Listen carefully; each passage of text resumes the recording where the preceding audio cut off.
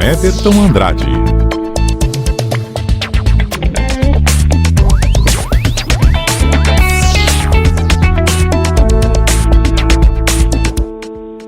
Estávamos falando de patrulhamento de fronteira, a gente estava falando sobre algumas situações da PM e muitas requerem tecnologia. E agora vamos falar de tecnologia com o Everton Andrade, mas sobre a questão dos 5G. O que seria esse 5G, Everton? O que isso traz de benefício para a gente? Muito boa tarde para você. Oi, boa tarde, Juan. Boa tarde a todos os ouvintes. O 5G é a quinta geração da rede wireless, né? A rede sem fio mais utilizada aí em nossos dispositivos móveis. Antigamente, ela era somente utilizada em celulares, mas hoje ela vem sendo difundida. Você falou aí de equipamentos da polícia e outros equipamentos. O 4G que a gente utiliza hoje em dia já está presente nesses dispositivos. Mas se a gente pegar e lembrar lá no começo, o 1G, ou simplesmente GSM, como era chamado, ela era simplesmente para voz.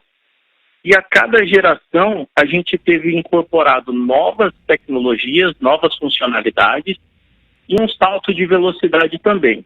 Como eu disse, lá no começo da década de 90, a gente tinha apenas voz.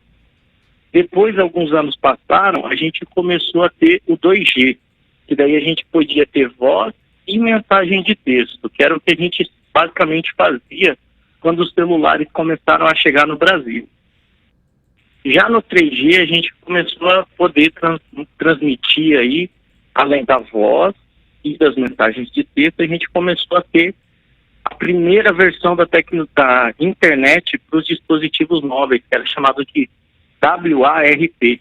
E também a gente começou a transmitir algumas outras coisas, como música e outras mídias não tão pesadas. O que a gente tem hoje já é uma tecnologia um pouco mais avançada, a evolução, que é o 4G, ou como algumas marcas dizem, que é a 4.5G, que é um 4G um pouquinho mais avançado, com algumas tecnologias já do 5G. Não é o 5G ainda, ele está no meio termo. Não é o 5G. O 5G é uma tecnologia que está basicamente experimental. Por que ela está experimental ainda, né? Um grande fator é que ele usa uma nova faixa de radiofrequência. Ela não é a radiofrequência utilizada normalmente nessas tecnologias. A gente tem no planeta Terra uma possibilidade muito grande de frequências de rádio que a gente pode utilizar, mas algumas delas são nocivas aos seres humanos, então a gente não pode utilizar. O 5G usa um espectro de radiofrequência muito perto dessas frequências altas, então ela está um pouco em teste para ver até onde a gente pode utilizar para poder transmitir essas velocidades mais altas.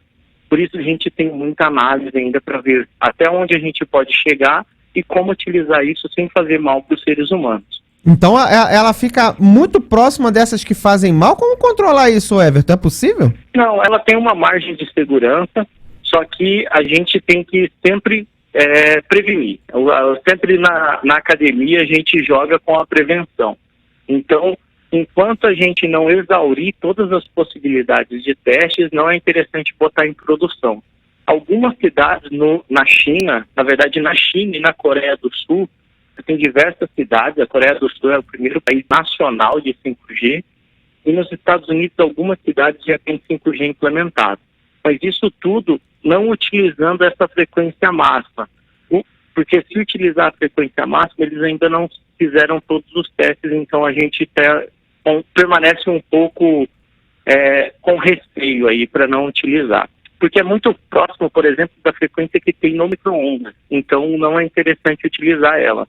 Entendi. Agora, Everton, para finalizar aqui, o que esse 5G ele pode proporcionar para a gente? A gente tem uns 50 segundos para finalizar aqui. O que você pode dizer que essa tecnologia, né, assim que já esgotar os testes, pode proporcionar para a gente pode chegar aonde, Everton?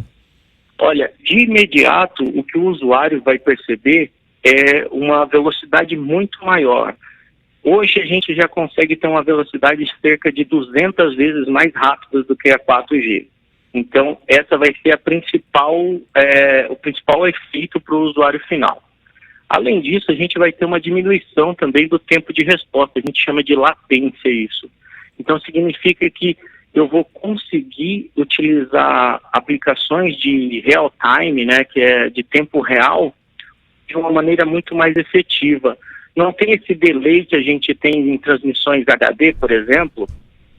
A gente não vai ter isso em 5G, porque ele vai conseguir diminuir essa latência, eu consigo ter transmissões mais rápidas. Tá certo. Everton Andrade aqui na CBN